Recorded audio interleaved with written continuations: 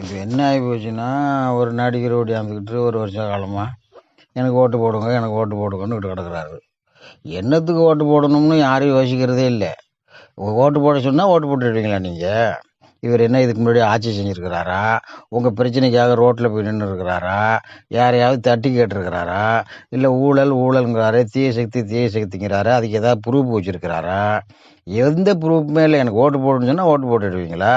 அவர் படத்தில் நடித்தாக்கா அவங்களுக்கு ஹீரோ ஆகிட்டாக்க அவர் முதலமைச்சரான தகுதிக்கு அது ஆதாரமா? அப்போ எல்லா நடிகருமே முதலமைச்சருக்கான தகுதியில் தானே இருக்கிறாங்க.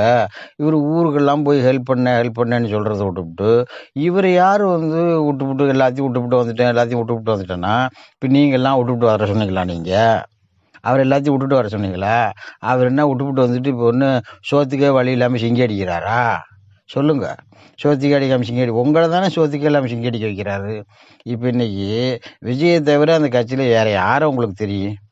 விஜய் மட்டும்தான் தெரியும். அதுக்காக ஒரு முதலமைச்சர் ஆகிவிட முடியுமா? இவருக்கு ஒரு 10 வருஷம் 15 வருஷம் இவர் அரசியலில் பாடுபட்டாருப்பா. இவர் நமக்காகலாம் பாடுபட்டார், ரோடு போட்டு விட்டாரு, இதை இவர் பேசி தான் இதை கொண்டு வந்தார் அப்படின்னு எதையாவது ஒன்று சொல்லுங்க. ஒரு 10 வருஷம் அரசியல் அனுபவம் இருந்து இவர் நல்லா நமக்காக பாடுபட்டுருக்கிறாரு, போராடி இருக்கிறாரு அப்படின்னு நினைக்க போனால் நீங்கள் ஓட்டு போடலாம். ஒன்றுமே இல்லாமல் நேற்று கட்சி ஆரம்பிச்சு விட்டு இன்றைக்கி போய் எனக்கு ஓட்டு போடுங்கன்னு சொன்னான்னு ஓட்டு போட்டுருவீங்களா நீங்கள்? அவ்வளோ இளிச்சவாய மக்களா நம்ம? சொல்லுங்கள். இப்போ என்ன ஆட்சி என்ன கெட்டு போச்சு? இப்போது நான் முதல்வன் திட்டம்னு சொல்லிட்டு ஆட்சி கொண்டு வந்திருக்குது. பஸ்ஸில் பொம்பளைங்களுக்கெல்லாம் ஃப்ரீயாக காசு இல்லாமல் போயிட்டு இருக்குது.